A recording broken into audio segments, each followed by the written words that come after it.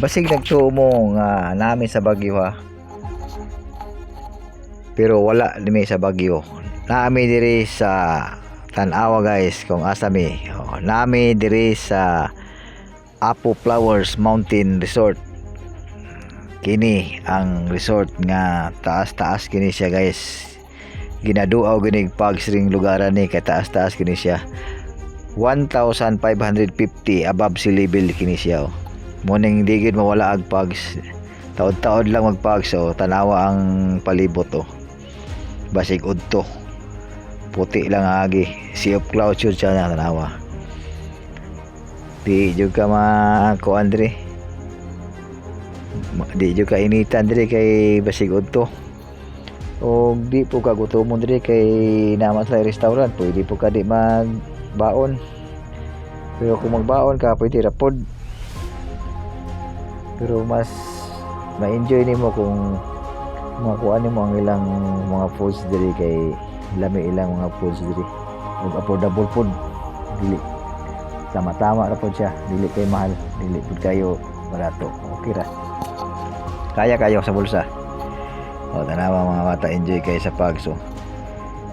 Nindot kay lugara. Og dali ra po ni siya tultulo ning lugara ni. Kay kuan. Muna siya ang pagwala sa pags muna siya ang makita Nindot kay murag barko lahi sa tanan nga resort.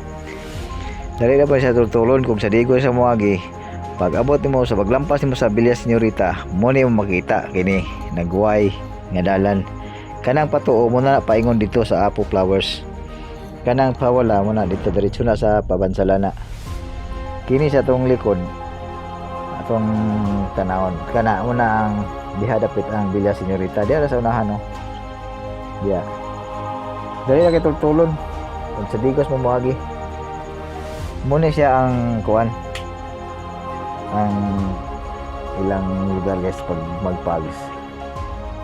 Diot lang lagi ang pagsa ni kay taas gani kay siya. Amot siya 1,550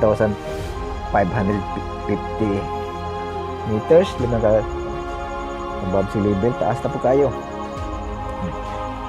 Kung maabtan ka diri og ulan nampos lipayong magamit ipagamit si mo. Og init pud kayo sa imong paminaw, napo kay magamit na kuan. Pero di yung ka mainitan diri kay kasagaran diri nagapags din siya kay taas kaayo siya nga lugar. Ang ilang pagkaon diri affordable kaayo, dili jud ka makuan, dili jud ka mapasmo diri. Kana siya kita mo ana kana muna ang tag-iya diri kanang isa diya. Wa ko kabalo nga mag-abot pa mi sa akong classmate diri. Tara, classmate ako sa high school. Party sila, stroll sila diri. Pero wa siya kabalo nga ang tag-iya diyan ni amo classmate. Diha ra siya nakabalo pag istorya nako. So nakita gaming tulo diri. Mo nilang pagkaon kana beef steak o butter chicken nagtuo ko nga gamay ra pero daghan din siyang order. Affordable kayo. Kaya kay sa bulsa. Kana nagtumig di kulangon. Nagsubra-sobra noon. So muna siya ang ilang restaurant diya. Pwede po magbaon pero mas lami ma-feel makuha ninyo ang ilang pagkaon kay mas makatilaw mo. Daghan po sila kuha dito menu.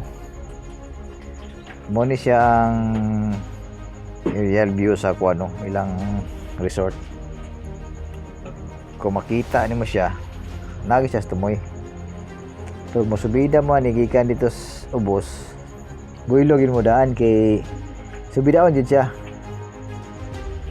Ay mo pa galang-alang og kung builog mo daan sa ubos. Kay medyo taas jud siya tanawa.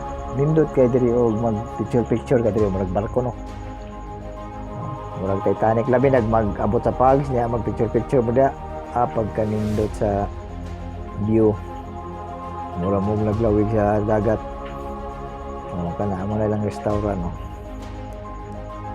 pag wala ning pag tinaw aning ko ano pag wala sa pagsa ni makita ni mo matapo basta ting init nindot kayo kana siya muna yung bula mga flowers diya oh.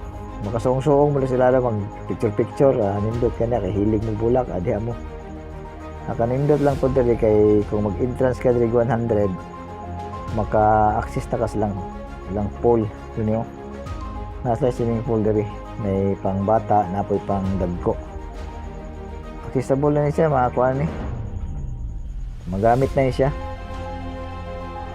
o naapod sila pwede po ka mag-overnight diri nani sila page pwede nyo bisitawan silang page sa Apo Flowers Garden Facebook page para mangutana mo mga kuan magpa-booking mo kana mo lang swimming pool kini diri pang dagko kato pag may nana po sa telephone number ito para kuan may istorya gid ninyo og kuan tarong o mo ning katibukan sa Apo Flowers guys kung katuwa pa ka suroy hala suroy na mo